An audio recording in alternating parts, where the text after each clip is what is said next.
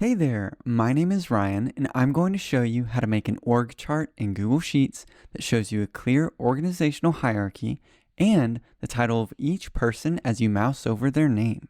You can also download the sample file used in this video via the link in the description.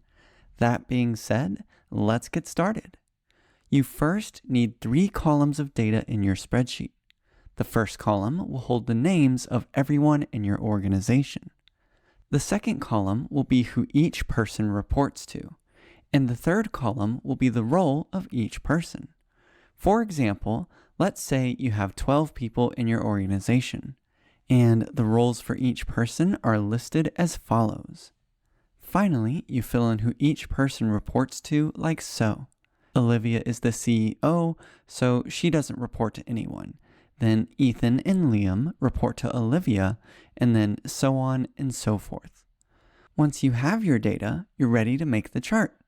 Start by selecting all of the data below the headers. Then go to Insert, Chart. In the Chart Editor panel on the right, under Chart Type, select Organizational Chart. Then, if you like the way it looks, you can always stop there. And if not, click on Customize, and under Org, you can change the size of the text here, and you can change the color of the boxes here. Finally, you can close the window on the right, and then resize and move the chart however you want it to be.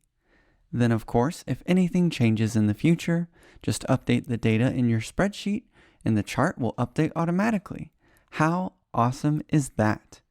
Well, I think that's just about everything that you need to know.